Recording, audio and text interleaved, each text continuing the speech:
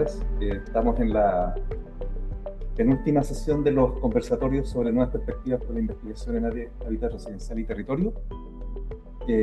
Hoy día el eje temático que nos convoca tiene que ver con cuidados, ¿no? Y de un modo general uno podría hacer referencia a los cuidados a todas las actividades, ¿cierto?, que podemos desarrollar en función del sostenimiento y la reproducción de la vida, ¿no? Y eso puede ser elementos materiales, simbólicos, afectivos, cognitivos, emocionales, etcétera, ¿no? Y en esta ocasión, para discutir sobre este eje temático, tenemos a dos invitados, ¿cierto? De cohortes recientes, ¿no? En primer lugar, vamos a tener la presentación de Sergio Ruiz, ¿no? Está aquí inmediatamente a mi izquierda, que nos va a hacer una presentación sobre habitar, cuidar y transformar la vivienda, una infraestructura sociomaterial con la que cuidamos. Y posteriormente, la presentación de Christopher Recabal, que es puesta en valor del comercio barrial, la aproximación desde la morfología urbana, los modos de habitar y la identidad local, el caso de la población Miguel Dávila Carson. Dos presentaciones, ¿cierto?, que podríamos decir que ponen énfasis en fundamentalmente, ¿cierto?, en esa dimensión material, ¿cierto?, que posibilita los cuidados, ¿no? Se uno podría pensar en estas infraestructuras sociomateriales, como lo dice la presentación de Sergio. Y en el caso de Christopher, una presentación que esa infraestructura, ¿cierto?, sociomaterial de los cuidados estaría asociada a la escala del barrio, ¿no? Y la relevancia, ¿cierto?, que tendría el comercio barrial en esa red, ¿cierto?, que operaría en función de los cuidados de quienes habitan, en este caso, un territorio como la población Miguel Dávila, ¿no? Dicho eso, ¿no?, le damos entonces la palabra a Sergio, ¿no?, para que nos haga su presentación y posteriormente le haremos el pase a Christopher y después abriremos algunas preguntas y obviamente la participación de quienes están aquí presentes para poder tener un diálogo. Así que adelante, Ya, Sergio. muchas gracias, profesor. Bueno, primero que nada, agradecer a quienes están presentes. Siempre para mí es muy relevante, importante participar en esta instancia porque igual permite conocer otras miradas sobre el hábitat residencial, específicamente igual de aquellos compañeros, ¿cierto?, que de otras cohortes anteriores, que igual permite como generar como nuevas discusiones y generar nuevos enfoques respecto a lo que está sucediendo hoy en día respecto específicamente con el déficit habitacional, ¿cierto?, que está permeando hoy día a las comunidades.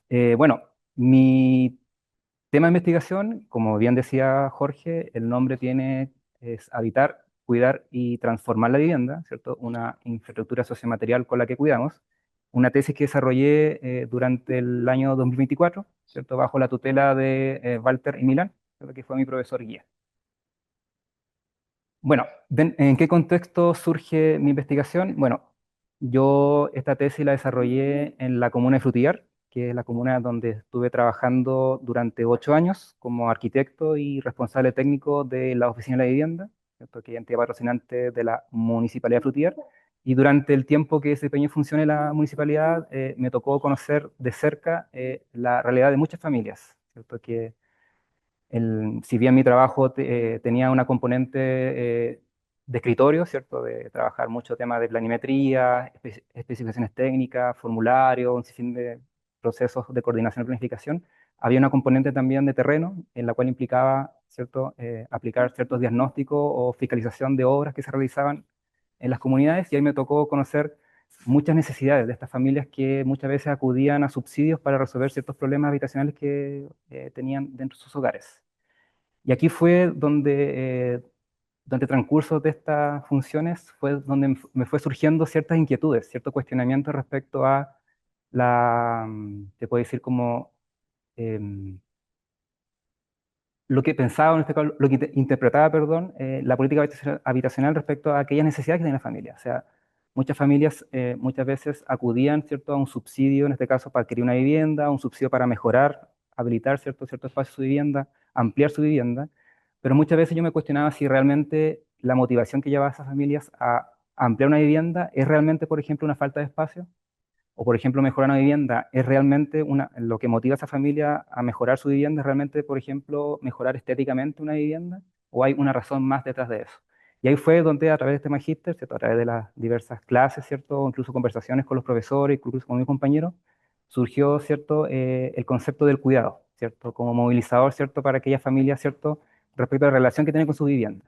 Específicamente con el trabajo que hacía, en este caso, hace la profesora Paola Girón junto con Walter, respecto a la importancia del cuidado dentro del hábitat residencial. Y dentro del trabajo de investigación, a medida que iba, ¿cierto? En la búsqueda, ¿cierto? Del concepto del cuidado y cómo relacionarlo con la vivienda, fue donde empezaron a surgir ciertas preguntas, ¿cierto? A mí me surgían preguntas. La primera, obviamente, los cuidados de la vivienda van asociados, o sea, hay una relación específica entre los cuidados y la vivienda en sí, hay una relación recíproca entre los dos, y si es así, ¿quién se hace cargo de los cuidados? O sea, ¿la familia se hace cargo de los cuidados o la vivienda también lo hace? ¿Cierto? ¿Qué actores, perdón, surgen a través del cuidado? ¿Cierto? ¿Hay actores solamente humanos o también hay actores no humanos, ¿cierto? Dentro de esta relación entre la vivienda y los cuidados, ¿cierto? ¿Cómo funciona una infraestructura sociomaterial? O sea, netamente se sostiene solamente bajo unas condiciones materiales o también hay condiciones sociales que sostienen, por ejemplo, la vivienda. ¿Qué moviliza una transformación incremental? Entendiendo que la incrementalidad o la transformación incremental no hace referencia solamente a algo que crece, sino que también tiene que ver con los ciclos propios, ¿cierto?, de la vida y también de la vivienda. O sea, muchas veces las necesidades no son estáticas, van evolucionando, van cambiando en relación a necesidades específicas que van surgiendo a través del cuidado. Entonces, muchas veces hay familias que en un principio, cuando se habita una vivienda, pueden componerse de una forma, pero a medida que van transcurriendo los años, ¿cierto? Aquellos cuidados van variando y por ende también la vivienda tiene que irse adaptando a esos cuidados y eso igual habla de una incrementalidad, ¿cierto? Respecto a ese ciclo propio de la vida.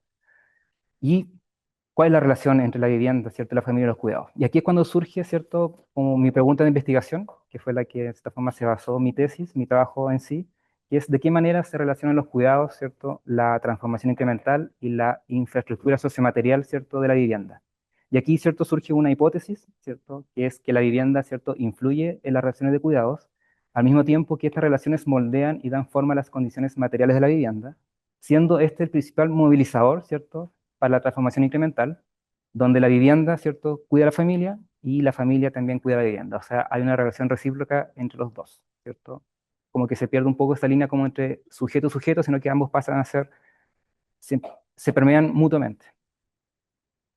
Entonces acá, dentro de la problemática, ¿cierto?, de la investigación, mi tesis, que eso está declarado dentro de la propia tesis, de hecho al principio en la introducción y el resumen igual se establece, que está basado, ¿cierto?, en dos ejes temáticos, específicamente en tres artículos, en este caso dos artículos y un texto.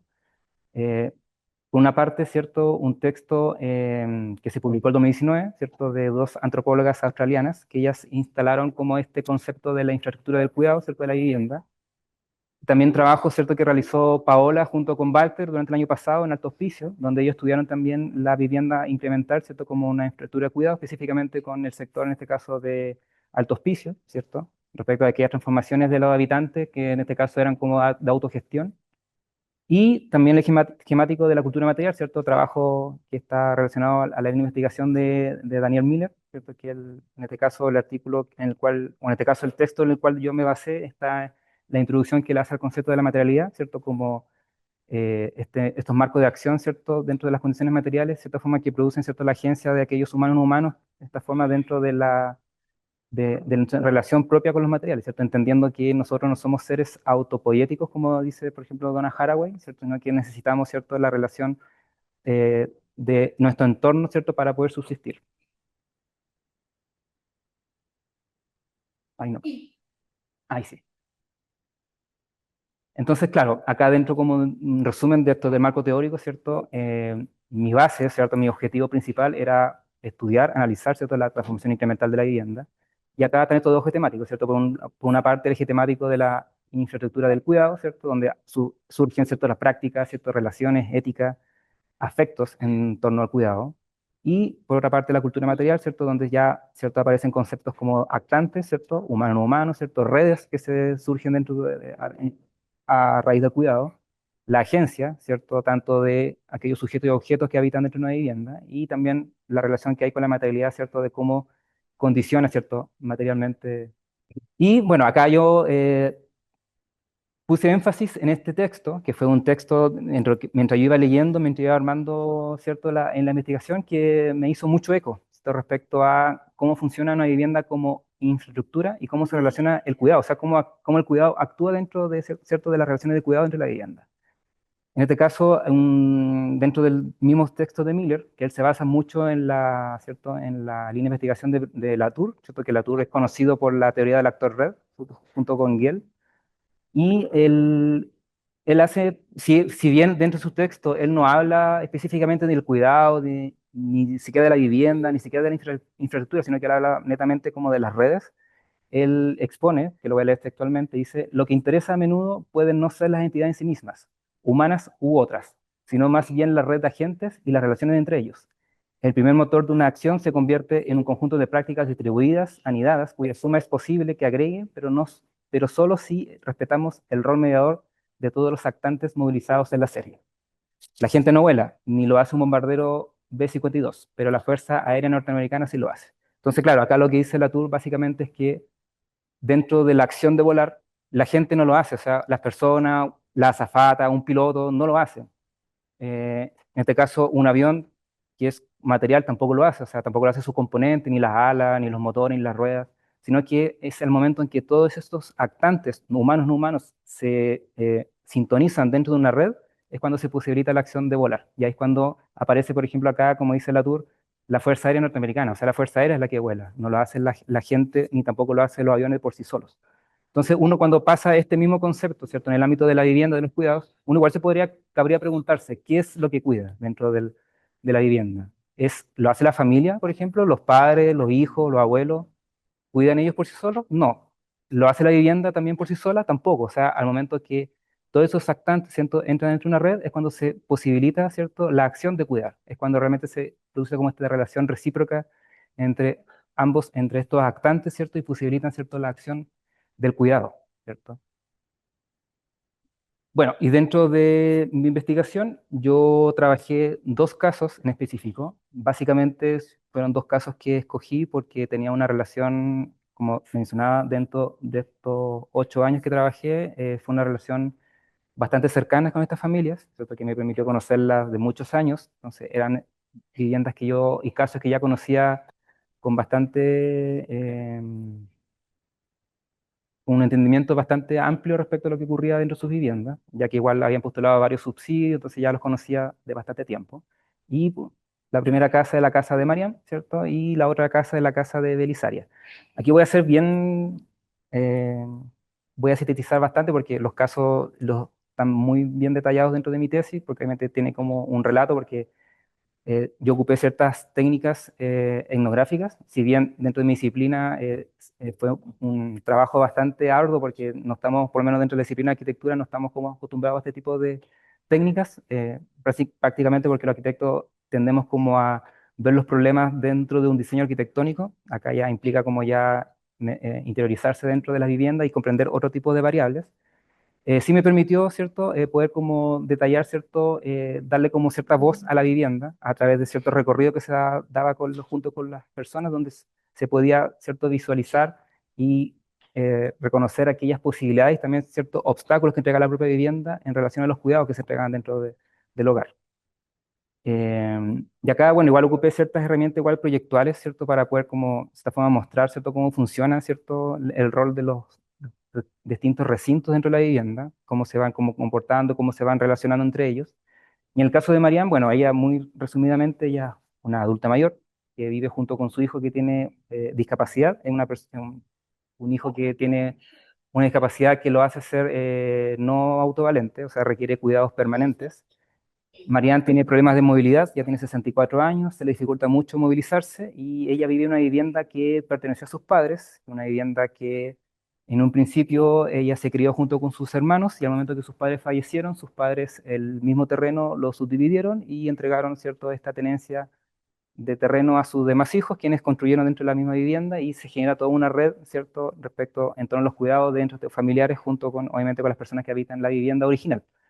La vivienda original está ahí marcada con un color gris, que es una vivienda que se ha, de cierta forma, resistido a desaparecer, siendo que igual dentro de las discusiones, una vez que se falleció de los padres, se vio la posibilidad de poder demoler la vivienda, que desapareciera, pero Mariana ella tiene un arraigo muy personal con esta vivienda, porque obviamente guarda la memoria de sus padres y también hay un propio autocuidado, ¿cierto?, respecto a conservar, ¿cierto?, a esta vivienda, ¿cierto? Y ahí, bueno, ahí se muestra, ¿cierto?, un poco como, como la historia, ¿cierto?, de la vivienda, cómo fueron apareciendo, ¿cierto?, estos distintos volúmenes, ¿cierto?, y cómo lo que hoy en día, y cómo hoy en día, ¿cierto?, a raíz de este trabajo, la vivienda sigue, en este caso, los demás volúmenes siguen cambiando, ¿cierto? Y van también, obviamente, permeando, ¿cierto?, aquellas relaciones de cuidado que se van produciendo dentro de la dinámica, ¿cierto?, doméstica del hogar. Y en el caso de Belisaria, ella tiene otro tipo de relación con su vivienda. Es una vivienda que ella, no es una vivienda que ella haya adquirido, o sea, adquirido o construido, sino una vivienda que ella adquirió y con un subsidio, ¿cierto? Y una vivienda que ella adquirió en muy malas condiciones. Tiene carencias muy dramáticas respecto a condiciones estructurales, ¿cierto? Condiciones materiales, tiene muchos problemas también de humedad, ¿cierto? De filtración de agua. Y una vivienda que ella misma ha ido a través de la autogestión, ¿cierto? De su propia familia, en este caso ella vive con su hija, con sus tres nietos, ha ido mejorando la vivienda, ¿cierto? De a poco, ¿cierto? A través de la compra de materiales, cosas que ella misma ha ido arreglando junto con su hija. Y claro, a pesar de que la ha ido mejorando de a poco, es como una actividad que nunca da término, ¿cierto? Ella misma me comenta de que la vivienda es algo que en definitiva nunca termina de ella de mejorarla. Siempre hay algo que ella mejora y hay algo que falla y algo que permanentemente le va requiriendo, ¿cierto? Un cierto grado de atención. Pero claro, esto habla como de esta relación, ¿cierto?, que existe, ¿cierto?, entre la propia vivienda que le va como exigiendo cuidados para obviamente posibilitar los cuidados dentro de su entorno familiar.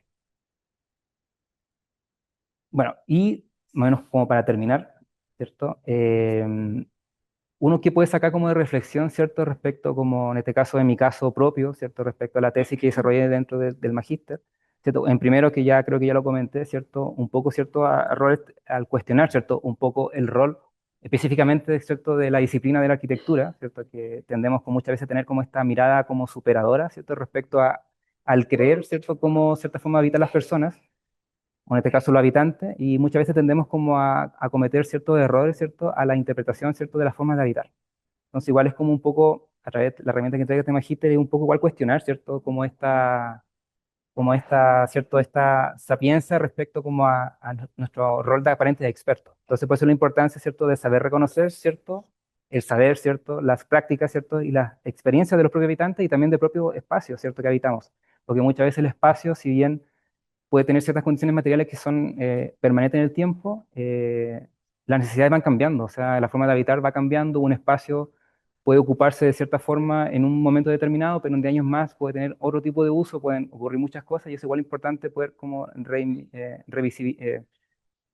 visualizarlo, ¿cierto? Como tratar como de tomarle atención. Y también quizá lo más importante es un poco repensar, ¿cierto?, el enfoque del problema perdón, del déficit habitacional, ¿cierto? Hoy en día tendemos mucho como a focalizar, ¿cierto?, o enfocar, ¿cierto?, el problema del déficit habitacional desde una mirada compartimentalizada, puedo decirlo, viendo como un problema, ¿cierto?, del déficit habitacional como problema que no está como dividido, ¿cierto?, o no tienen como ciertas relaciones, ¿cierto? Muchas veces lo tendemos como a asociar a lo cuantitativo, ¿cierto?, respecto a una cantidad de viviendas que faltan, o a lo cualitativo, ¿cierto?, de mejorar viviendas, cuando deberíamos quizás tener como una mirada, un enfoque más articulado, más armónico respecto como a ver que el problema, en este caso del déficit habitacional, no es solamente un problema de vivienda, sino que tiene que ver con el territorio, con el barrio, el comercio, ¿cierto?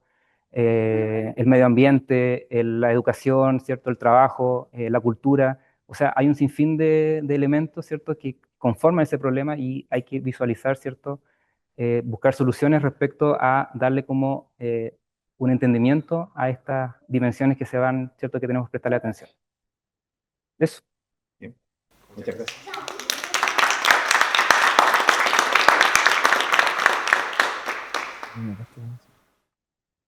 ¿Estamos? Sí, Ah, ya. Bueno, muchas gracias por la oportunidad, por el espacio para estar acá nuevamente en la FAO. Bueno, mi nombre es Christopher Recabal, yo soy trabajador social y periodista de oficio. Mi familia es vendedora de diario. Eh, Bueno, como pueden darse cuenta ahí, el símbolo que presento yo en esta primera diapo tiene que ver con el oficio que yo les comento que nosotros realizamos, un oficio que ya va en bajada, lamentablemente, pero mi familia, mi tío sobre todo, que está ahí, sigue dando la pelea, tiene una buena clientela, vivimos en un barrio que se respeta y que se quiere. Entonces, cuando estuve acá en el Magíster, eh, bueno, a mí siempre me ha gustado el barrio, soy callejero. Me gusta la calle y decidí hacer algo como algo simbólico. Oye, y disculpen si me emociono, pero es que de verdad me encanta hablar de mi casa.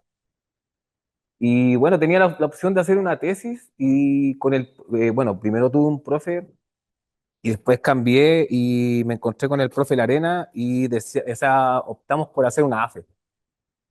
No sé si usted, porque generalmente uno hace como una tesis, como que quiere hacer algo y dejarlo ahí, y como, eh, pucha, yo decidí en compañía con el profe hacer como una AFE porque decidimos y también darle un sentido distinto a esto, poder plasmarlo mediante una organización distinta y mostrar el barrio no solamente para que lo lean, sino que también para que lo puedan sentir, que yo creo que esa también es una particularidad que uno tiene que poner en lo que hace. Si uno le pone corazón, la tesis o la AFE se va sola, pero si uno quiere solo cumplir, se va a hacer una lata. Entonces, bueno, lo que yo traté de buscar acá en esta AFE fue poner en valor el comercio barrial. ¿Y cómo lo hice? En el sector donde vivo, donde crecí, donde vivo actualmente y donde creo que me voy a morir, traté de asimilarlo, ¿cierto?, desde la morfología urbana, desde los modos de habitar y de la identidad local. El caso, obviamente, de la población de Ávila.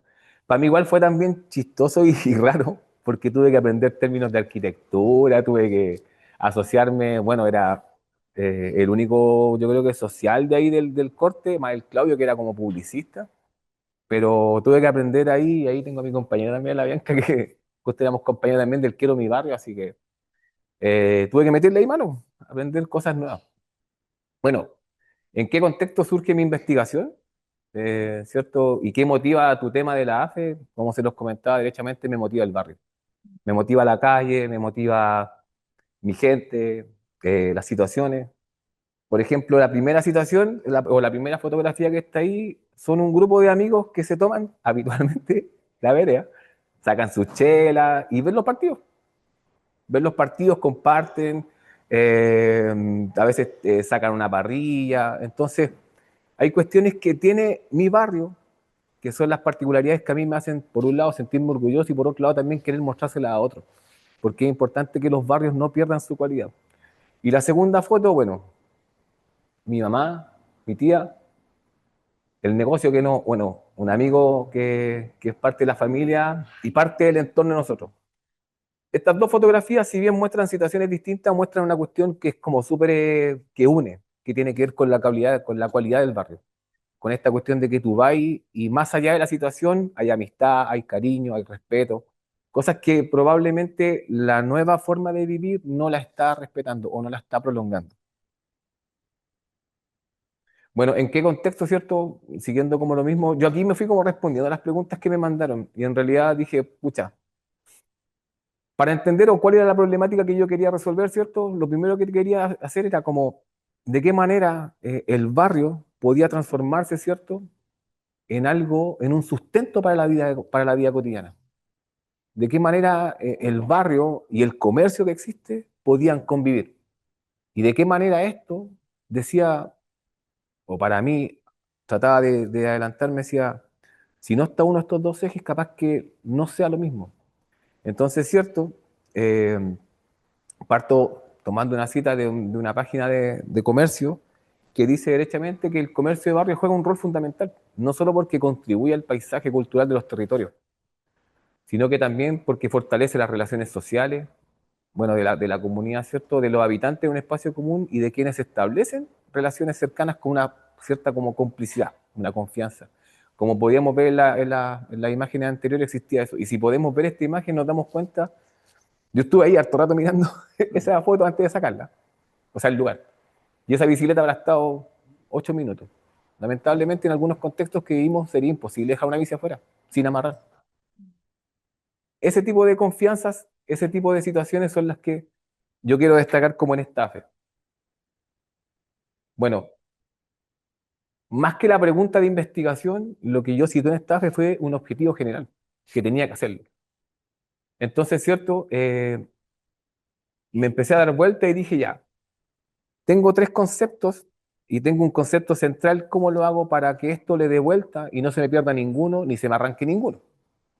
Entonces dije yo, ya, quiero desarrollar, ¿cierto?, una metodología de intervención en el barrio que me permita poner el comercio como eje central, como lo vemos al medio, ¿cierto?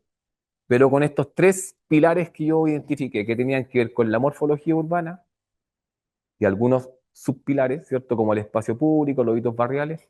El segundo, que es el modo de habitar. Y el tercero, la identidad del barrio. ¿Por qué sitúo esto? Porque si ustedes van a mi investigación a la AFE, lo que yo hago también dentro de la AFE es desarrollar el concepto desde los orígenes de la población de Ávila. Hablo sobre la habitabilidad, sobre los primeros grupos que llegan a la población, sobre cómo se construye, cómo los distintos grupos que llegan a vivir al barrio son capaces de convivir, de crear identidades, de crear relaciones, independiente de la situación que vivía cada uno. Por ejemplo, está situado que el primer gran grupo que llega a la población son profesores, el segundo son empleados públicos, el tercero son obreros y el cuarto son miembros de las Fuerzas Armadas. Una cuestión, una mezcolanza así, pero muy, muy heterogénea, pero que hace que la Dávila vaya tomando identidades. De hecho, en alguna imagen, y probablemente no estén aquí, nosotros en mi barrio tenemos la suerte de contar con una sede grande de socorros mutuos. No sé si ustedes más o menos cachan lo que son los socorros mutuos. Son instituciones que socorrían a la comunidad.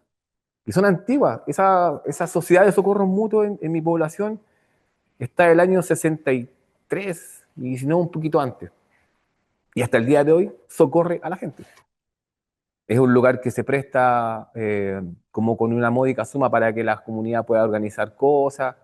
Entonces, es importante entender, ¿cierto?, que el comercio se me centraba en estos tres ángulos. ¿Por qué también hablo de la morfología urbana? Porque una de las cosas que yo tuve que aprender a explicar dentro de este desarrollo fue, como empezaba contando la historia de la población, tenía que también hablar de cómo la gente llegaba a un lugar que estaba construido. Mediante eso, desarrollaban un modo de habitar, porque en mi barrio hay casas de 2 pisos, casas de 1 piso, edificios, y vivir en uno de esos lugares no es lo mismo si uno lo va moviendo. Además, contábamos, y una de las cosas que pasaba como históricamente, que los viejos se daban el lujo de rechazar casas. Por ejemplo, uno de los casos que yo desarrollo en el texto, eh, una de las personas vivía en los primeros asentamientos, en las primeras villas o poblaciones que estaba en la Juan Antonio Ríos. Y él renunció a ese sector porque le quedaba el río Mapocho muy cerca. Esa fue cuando yo lo entrevisto, él me cuenta, y se va a la Dávila. Que la Dávila tiene una construcción que parte en la Caja de Habitación Popular y después se sigue construyendo con la Corvi, actualmente, ¿cierto? Y varios sectores del barrio se construyeron de forma similar. Entonces, claro, la gente llega a un lugar, llega a una casa, un departamento, una casa de 2 pisos, una casa esquina, se encuentra con una morfología, con un espacio construido, debe desarrollar un modo de habitar en ese lugar y además conformarse con los otros modos, y eso trae una identidad. Yo, adelantándome un poco, siempre digo que si tomáramos lo mismo de la Dávila y lo lleváramos a otro lado, no tendríamos la misma identidad. Esos factores son súper importantes cuando uno los va notando. Entonces, mediante eso, ¿cierto? Bueno, aquí tenemos como algunas fotos como de otros espacios y como de otras apropiaciones. Porque esta plaza originalmente era la Plaza Yugoslavia, ahora le cambiaron el nombre y le pusieron el nombre de Miguel Dávila Carson, que es un arquitecto. Lleva el nombre de la población porque este arquitecto fue la persona que les dio como el dato a la gente de que en tal lugar se estaba construyendo una villa o un conglomerado de casas y que ahí podían optar para vivir. En ese tiempo él trabajaba en la Caja de Habitación Popular y después esta población lleva el nombre de él. Como podemos ver, ¿cierto? Ahí tenemos un edificio que no es muy común de ver por su norma y que su primera planta es solo comercio, solo comercio. Y una de las cosas que también yo fui como desarrollando dentro de de la AFE, es un comercio que hasta el día de hoy se mantiene activo, con una variedad. Y una de las particularidades también que tiene este comercio es que hasta el día de hoy, casi la mayoría de esas dos, porque son dos edificios, uno, el otro está al otro costado, tiene a sus dueños originales. Así como son personas que no solamente han hecho del comercio y de su vida ahí, sino que también llevan años y salvo un negocio de los 20 que están en total, no vive en la población. Todo el resto son vecinos del mismo lugar. Entonces igual nos va mostrando como relaciones, como situaciones. Y bueno, aquí puse cierto ahí arribita morfología urbana, identidad local y modos de habitar porque creo que se mezclan y porque acá también puedo ver en esta misma fotografía, volviendo como un poco lo de atrás, cómo la gente ocupa el espacio, cómo la gente se siente parte del lugar, cómo lo cuida, cómo lo respeta. Ellos además, aquí después lo van a ver, me estaban respondiendo una encuesta que yo hice y además estaban tomando su chela y estaban así como compartiendo y esta imagen se repite como en varios lados. Bueno, hablando un poco también como de los conceptos, G. Duan ya habla con un concepto muy que a mí como que me dio vuelta cuando yo lo encontré, que tiene que ver con la topofilia y que refiere muy claramente, ¿cierto?, el lazo afectivo entre la persona y el lugar. Y esto lo podemos ver, la gente en mi barrio, lo pudimos ver para el estallido social, lo pudimos ver en pandemia, porque además les comento que mi tesis o esta AFE yo la tuve que desarrollar en pandemia. Eh, entonces igual tuvo ese componente como difícil y ahí yo también me pude dar cuenta de que la gente cuida el lugar, de que la gente se hace parte. En mi población se volvieron las ollas comunes y eso mostró la identidad del barrio. Yo investigando me pude dar cuenta de que en mi barrio existieron ollas comunes en situaciones como dictadura, para el terremoto del 85, para la crisis del 82, 83 y ahora en pandemia. Y siempre en el mismo lugar, en la Junta de Vecinos número 1, Miguel Dávila Cárcel.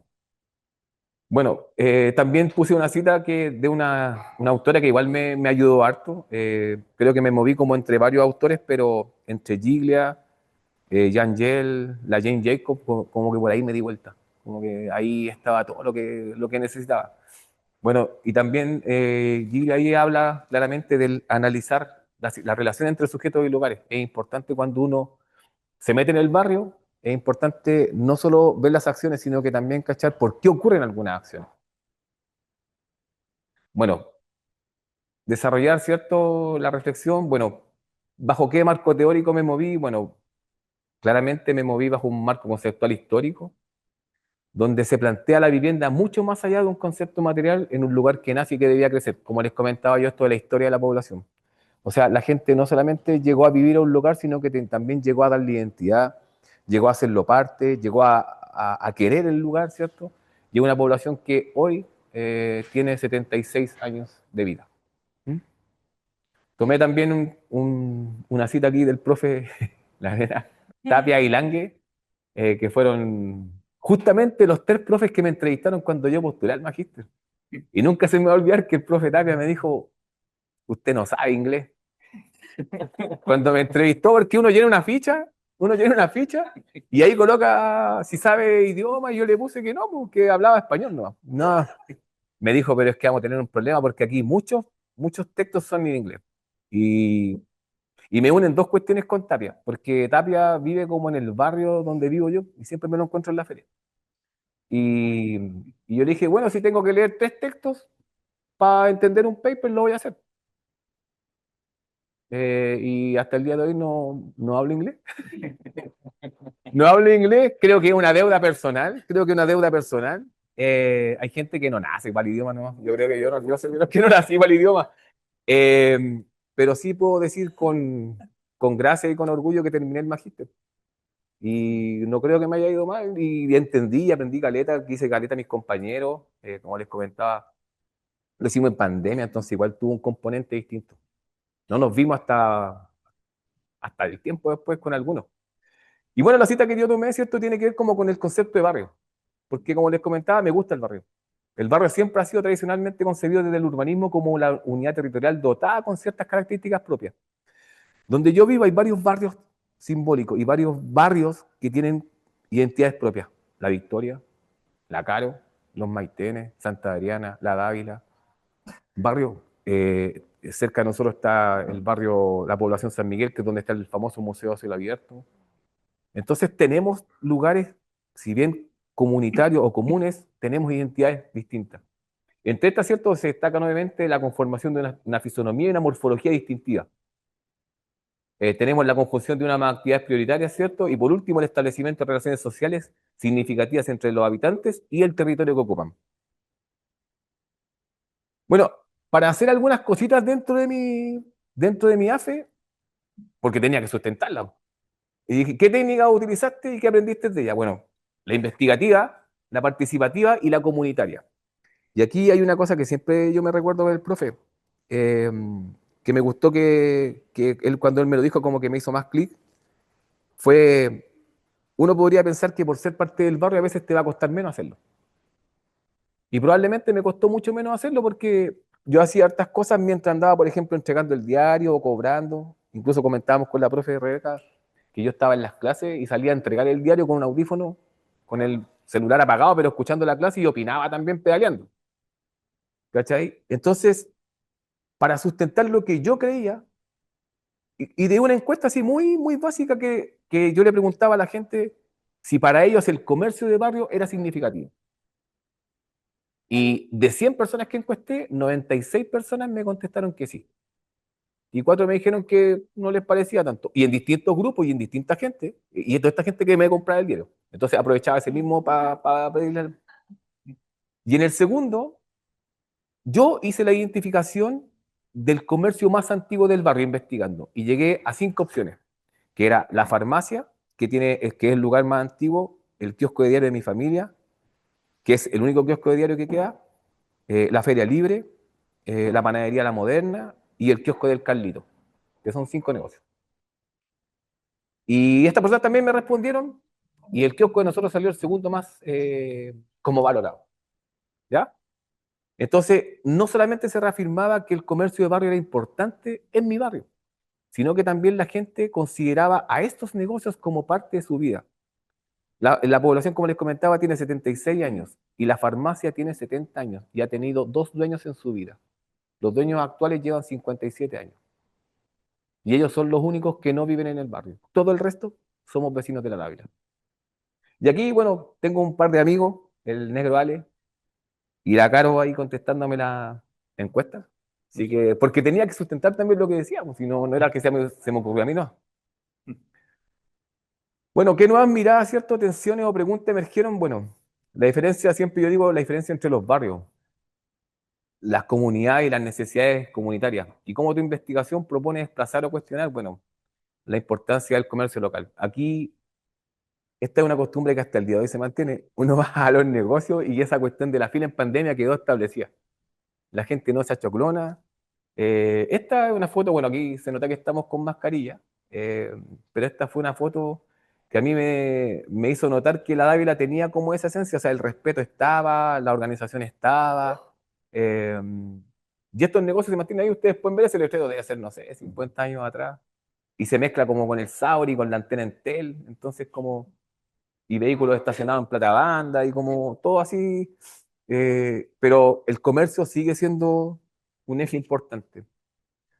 Bueno, ¿cómo he llevado bueno, he intentado aplicar o sostener esta perspectiva desarrollada en mi AFE? Sí, actualmente trabajo en el municipio de Pedro Aguirre Cerda, trabajo en la dirección de seguridad, y me toca harto trabajar con las comunidades, eh, porque hay problemáticas de seguridad. Y entre lo que propongo yo y lo que quiere la gente, hay mucha unión porque la gente desea volver a unirse como barrio. Entiende que su seguridad no depende exclusivamente de una cámara o de una alarma, también depende de cómo la comunidad actúa frente a hechos. Por eso también es cierto que dificultades, resistencia o adaptaciones he enfrentado la influencia de la sensación de inseguridad. Afecta mucho, afecta a los barrios, los permea, los debilita, eh, los pone casi de rodillas. Entonces es importante que la gente se vuelva a unir, que vuelva a sentir su sentido de barrio, porque eso es lo que los va a poner nuevamente adelante. ¿Y qué aprendizaje o tensiones, bueno, emergen? Que siento yo que el enfoque del barrio, el enfoque de la situación debe promoverse porque la importancia del habitante es vital en su lugar cotidiano. O sea, no somos ni haríamos nada si es que el barrio no existe y si es que la comunidad no existe. Bueno, esto es parte del resultado final. La AFE te exige como un producto y esto es parte de lo que uno tiene que hacer. Y aquí yo le quiero dar las gracias a la Bianca porque ella lo hizo en realidad, yo no lo hice. Ella lo hizo. Yo habría sido incapaz de hacer algo así, de verdad. Eh, claro, aquí le pusimos 50 y 50. Toda esta materialidad, todo el material que está aquí, toda la info que está aquí, la traspasé yo. Pero la Bianca fue la que hizo el diseño, la que eligió los colores, los símbolos. Aquí, si ustedes se pueden dar cuenta, tenemos, bueno, por ambas caras, porque mi cuestión de darle como gracias al barrio que me vio nacer fue decirles aquí tener una guía de lo que existe en la población, para que no se pierda. Bueno, del comercio emblemático, ¿cierto? De la zona de educación, de todo, y eso llevarlo a una simbología. Cuando uno viaja a cualquier lado, a Cusco, no sé, a cualquier lado, te pasan un mapa y aquí uno, aquí está el lado, no sé qué, y uno se mueve. Ya, lo mismo, lo mismo. Aquí yo hice, bueno, la Bianca hizo este mapita y pusimos simbólicamente dónde están los lugares. Dónde está la panadería, dónde está Carabinero, dónde está el Cefán, el SAT, los colegios. Pero además, yo aquí me la jugué, hice aquí los 5 negocios o los 5 rubros más importantes con su reseña, con su horario de atención, con quién es el dueño, con una historia. Porque lo que yo siempre digo, detrás del negocio hay una persona que te atiende, hay una familia que se respeta y es un vecino. ¿Mm? Entonces es importante generar eso. Y este fue como el resultado que yo dije, ya con esto es como, aquí yo creo que voy a ganar. Y ahí creo que estamos listos con la presentación, pero yo también les traje aquí impreso, por si alguien lo quiere ver. Esto mismo que está acá es lo que yo les voy a dejar como recuerdo, por si les sirve algún insumo, algo. Así que se los quiero dejar de recuerdo para que ustedes lo puedan repartir, lo puedan ver. Y puedo decir con orgullo que esto hasta el día de hoy se mantiene. Así que eso, muchas gracias. Gracias. Hoy sí los quiero repartir. Así se alcanzan para todos, pero Sergio, hay una pregunta, ¿cierto? A propósito de esta perspectiva, ¿cierto? Como de las agencias también que generan los objetos, ¿cierto? Y la articulación que se produce, ¿cierto? Entre un conjunto de elementos, ¿cierto? Que hace que ciertas cosas ocurran, ¿no? Y en este caso, que el cuidado ocurra. Y en ese sentido, pensando también en la articulación, ¿cierto? Con el contexto barrial o incluso urbano, ¿cierto? Pensando también en la comuna de Frutillar, que además tiene una segregación importante, ¿no? ¿Cómo también participaban, ¿cierto? Esos elementos del contexto barrial y urbano en estas dinámicas de cuidado, ¿no? Si hay algunos elementos ahí que puedas también poner en juego, ¿no? En el análisis que desarrollaste. Sí, mira, bueno, igual, por tema de tiempo no lo puedo comentar, pero la tesis sí está especificado, porque, bueno, el hablar, por ejemplo, de la vivienda como una infraestructura implica, ¿cierto?, comprender que la vivienda se inserta dentro de un tejido urbano, o sea, no funciona por sí sola, ¿cierto? Ah, ya, perdón, que hablo bajito. Ya, entonces, claro, uno hablar en relación a la agencia, ¿cierto? Tanto en este caso de sujetos y no objetos, implica también pensar que la vivienda en sí no es un objeto inerte, sino que también es un sujeto, ¿cierto? Que pone en práctica, ¿cierto? O sea, pone en movimiento ciertas prácticas, y esas prácticas, ¿cierto? Se traspasan también, permean, ¿cierto? Lo que es, en este caso, el entorno. En este caso, primero, los vecinos, por ejemplo, de las viviendas que yo pude la oportunidad, ¿cierto?, de ver, también barrialmente, territorialmente y específicamente en el sector de Pantanosa, que eso igual yo lo específico, que yo trabajo, en estos casos los trabajé en un sector de Frutillar que es bastante invisibilizado dentro de la comuna porque no sé si alguno de ustedes acá conocerá Frutillar, pero Frutillar generalmente se asocia, ¿cierto?, a lo que es la costanera, Frutillar Bajo. Generalmente cuando uno ingresa a Frutillar pasa directamente al centro, que es Frutillar Bajo, y directamente Frutillar Bajo y costanera, si uno pone en Google, lo primero que aparece son puras fotos de la costanera, del Teatro del Lago, del muelle, pero Pantanosa queda siempre segregado, ¿cierto? Es que es un sector que está, eh, hay un alto índice de pobreza, también un deterioro urbano y habitacional muy evidente, tanto de las propias viviendas como también del entorno comunitario, por ejemplo, sedes sociales, áreas verdes, infraestructura básica como colegio, no tienen centro de salud tampoco cercano. Entonces igual juega un rol muy importante la relación que tienen estas familias respecto a, bueno, un poco igual quizás lo que comentaba igual Christopher, ¿cierto? Respecto como a estas redes comunitarias, ¿cierto? Que se van asociando, porque claro, en este caso, por ejemplo, las familias que yo comentaba, las dos son adultos mayores, son personas que viven solas, la mayor parte del tiempo están solas, tienen ciertos cuidados de algunas personas, específicamente Marianne, que tiene un cuidado con su hijo, pero ella está sola en la casa, entonces ella requiere como igual de cuidado, la atención, tanto de la familia propia que vive en la casa, pero también ellos con los vecinos. De hecho, por ejemplo, Marianne, ella me comentaba que, por ejemplo, ella tiene problemas de movilidad. De hecho, ella, por ejemplo, me comentaba que dentro de la casa no tenía cierto inconveniente para moverse, pero para trasladarse, por ejemplo, a hacer sus consultas médicas o para hacer trámites, requería de movilizarse y muchas veces tenía que hacer movilizarse ella sola caminando. Si bien Frutillar no es una ciudad tan extensa, es muy pequeña, pero igual para una persona con ciertos problemas de movilidad se le dificultaba. Entonces ella requería muchas veces los propios vecinos la llevaban, la recogían en su auto, la llevaban, después la buscaban, entonces ahí se generaba como una cierta, eh, como una relación, ¿cierto? De esta cosa de cuidado. También pasa igual con los propios espacios, o sea, ellos tenían al frente de la casa una plaza que igual estaba en muy malas condiciones, pero aún así se utilizaba, ¿cierto? Para hacer ciertas acciones comunitarias. Y claro, yo creo que esa es la relevancia como respecto como a la agencia, ¿cierto? Que se va produciendo dentro del territorio y no solamente como pensar, ¿cierto? Como la vivienda en sí como un objeto como que está ahí, como que no pasa nada, sino que obviamente va como influyendo y permeando, ¿cierto?, respecto a lo que sucede en su alrededor. Entonces, pues igual es importante como, claro, pensar como la escala micro, pero también como pensarlo como más a una escala más macro respecto a cómo pensamos, ¿cierto?, las infraestructuras, ¿cierto?, básicas, ¿cierto?, para que pueda funcionar de cierta forma la vida en sí, porque la vida, claro, generalmente no se produce solamente en la casa, sino que nosotros generalmente en el movimiento que generamos entre las ciudades, también vamos generando como cierta apropiación y una cierta adaptabilidad, nos vamos adaptando, ¿cierto?, también a la propia en el territorio y también el territorio se va adaptando igual a nosotros en nuestras propias prácticas. Entonces hay una relación ahí recíproca respecto igual a las agencias. Así que eso. Gracias. Y Christopher, en el caso de cuando uno piensa, ¿cierto?, en una población como la de Ávila, ¿cierto?, que probablemente, ¿cierto?, enfrenta procesos de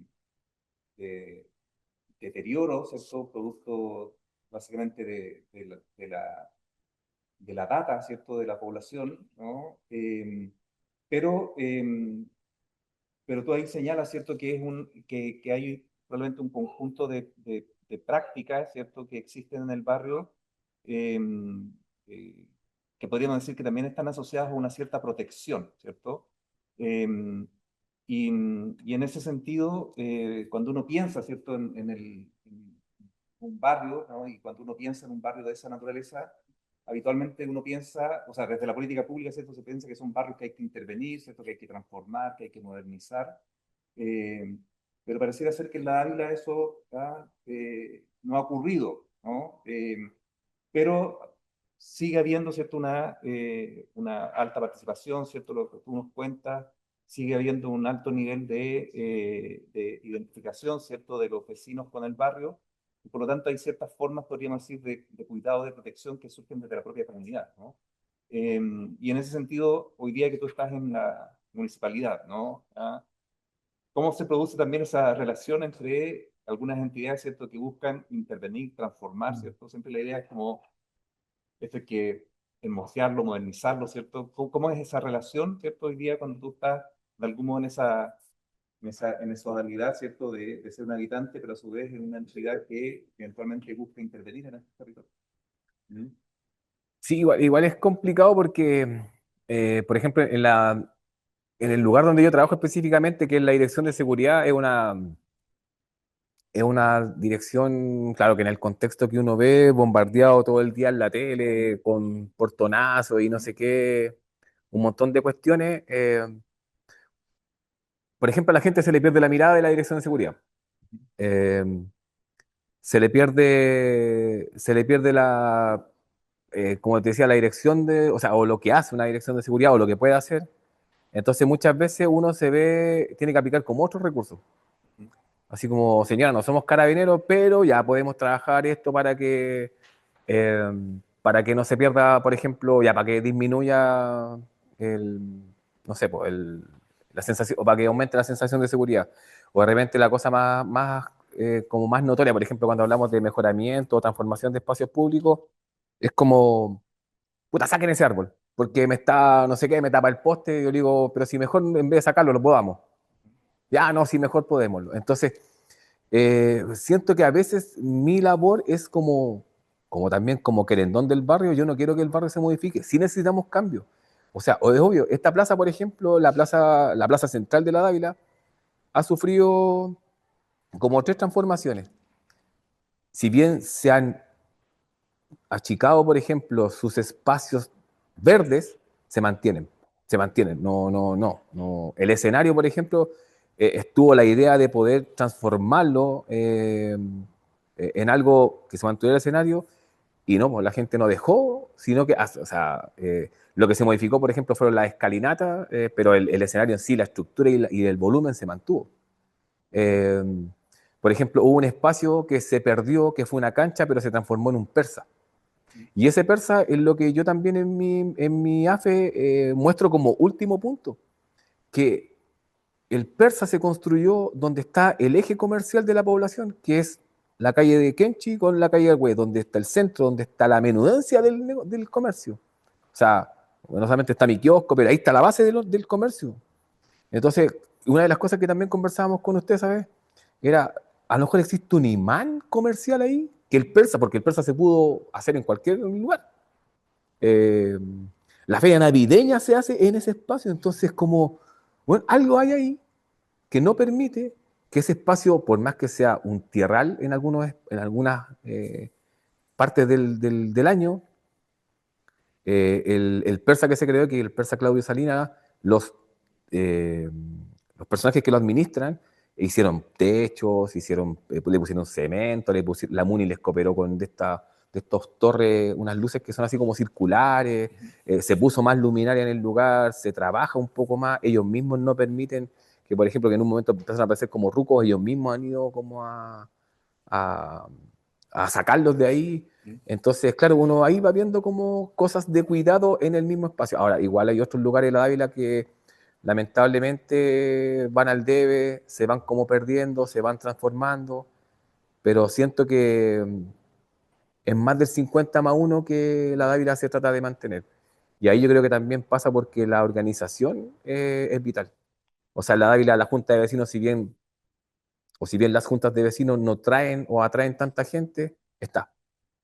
Eh, Hay una liga deportiva que no tiene los 22 clubes que tenía probablemente al origen de esta liga, pero tiene como 16.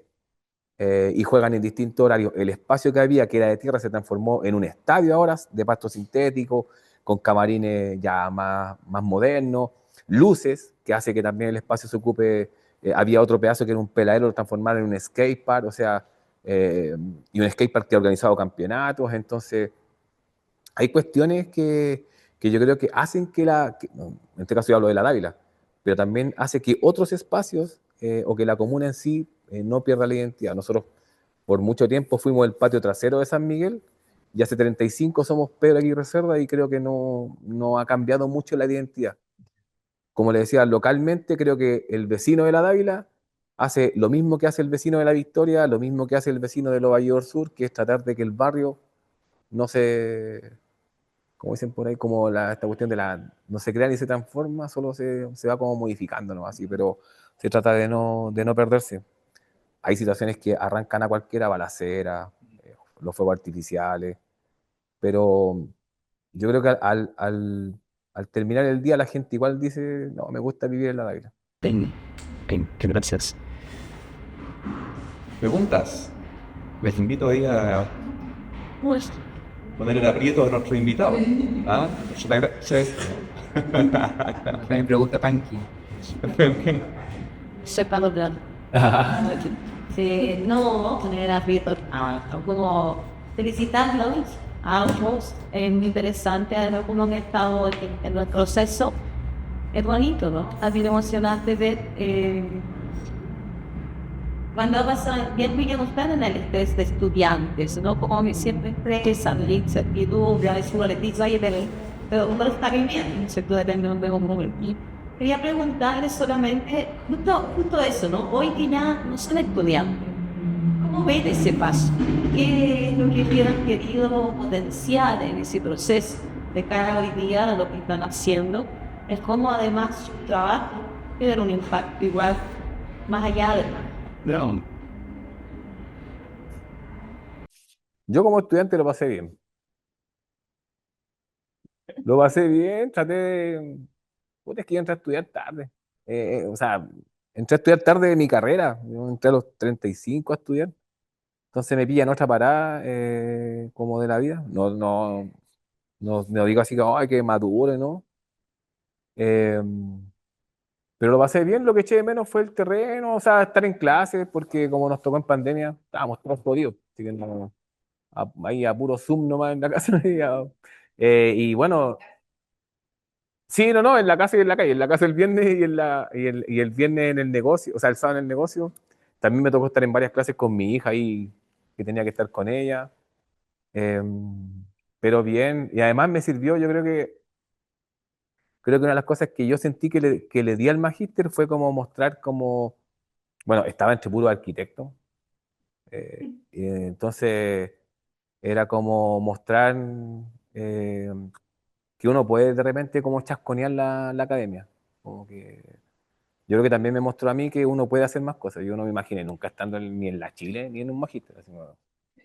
Entonces, para mí sirvió como para eso, para pasarlo bien, para que se te abra el hambre de estudiar, para sentir que también podía aportar y para esto. Porque yo creo que para mí, cuando me planteé la cuestión, dije, no, yo, la Dávila, el barrio. Quería hacer algo como con la copa, en mi casa hay una copa grande de agua, quería hacer algo como por ahí. Entonces era eso, y fue lo mismo que yo planteé cuando uno entra aquí, uno tiene que entrar, presentar como algo que quiere hacer. Y hablé, me acuerdo, sobre las pasarelas, sobre el problema que significan las pasarelas para la movilidad. Eh, y ahí conocí a un caballero que pasaba en silla de rueda, que lo habían asaltado, era todo un show. Y después dije, no, pues lo voy a aterrizar más local a la Dávila. Entonces sentí que traje mi barrio a la academia. Y le dije, mira, esto también está pasando en otros lados. Ah, pero el compañero conteste Sí, para que no se sí, quede. cortito. Sí, mira, bueno, igual sumando igual las palabras de Christopher, para mí igual lo pasé bastante bien en el magíster, o sea, igual, más allá, ¿cierto?, de conocimientos, ¿cierto?, académicos y también respecto a, bueno, lo que es el hábitat residencial, uno también aprende también habilidades más como personales, o sea, en el caso mío, por ejemplo, yo siempre he sido una persona bastante introvertida, siempre me ha costado el poder hablar, ¿cierto?, con presencia, si bien una vez lo comenté, ¿cierto?, yo, por ejemplo, en mi trabajo, cuando trabajaba en Frutillar, me tocaba de repente realizar, no sé, una charla o hablarle a un comité de 300 personas y no titubeaba, hablaba bien, porque claro, era un tema que manejaba y uno se lo sabe de memoria y habla, pero en una clase, por ejemplo, de repente me tocaba corregir con ustedes, profesores, y uno me colocaba nervioso, empieza uno a tartamudear, se coloca en blanco, entonces son cosas que uno igual va ejercitando y va como igual a raíz de lo que ustedes mismos entregaban, ¿cierto? De tener la confianza respecto a lo que uno está hablando y también manifestando y también dentro del discurso.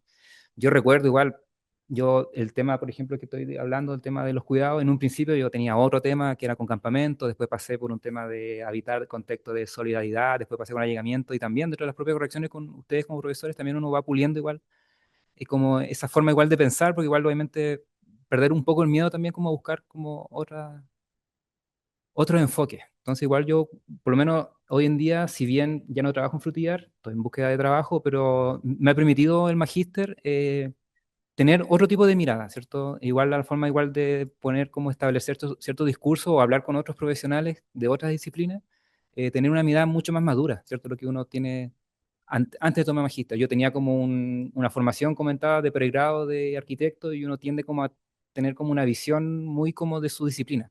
Entonces el magíster, una de las cosas muy buenas que entrega es como poder relacionarte con otros profesionales que tienen otro tipo de enfoque que no va mucho más allá de la arquitectura, mucho más allá como de resolver un problema a través de un diseño arquitectónico, sino que resolver problemas desde la experiencia, ¿cierto? En este caso de los habitantes y de las propias profesiones que igual comparto con compañeros.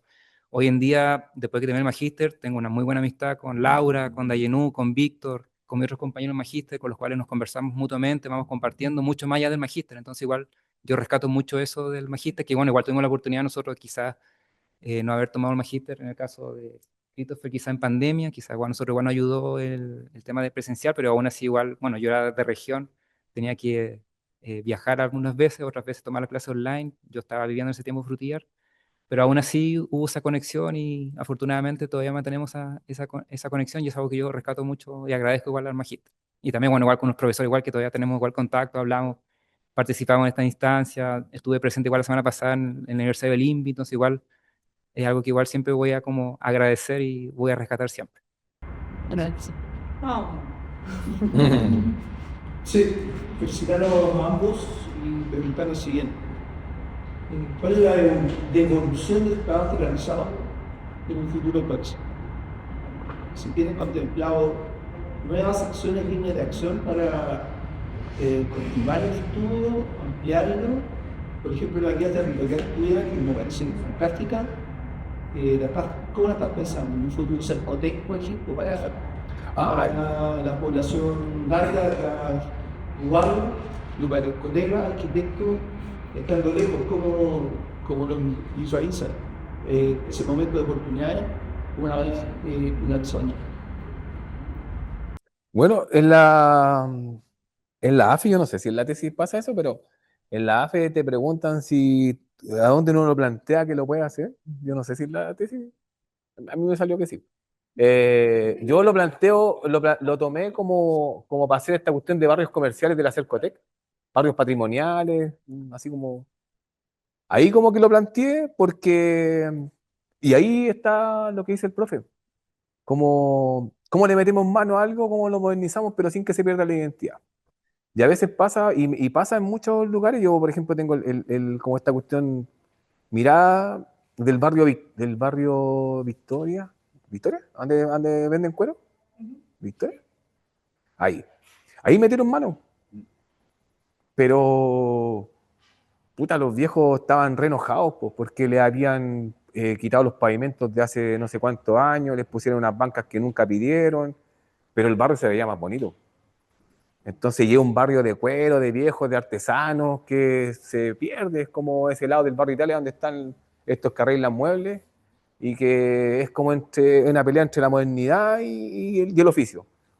Pero está metido en el barrio Italia, que 2 cuadras más acá tiene una tienda así que no, como que no calza con los muebles, entonces está en el Cercotec por eso mismo, porque siento que el barrio se tiene que proteger.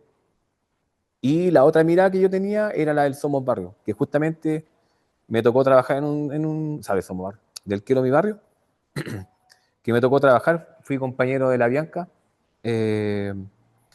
y creo que ahí yo pude plasmar también, porque justamente me tocó un Quiero Mi Barrio de mi comuna, un barrio cercano a mi población, eh,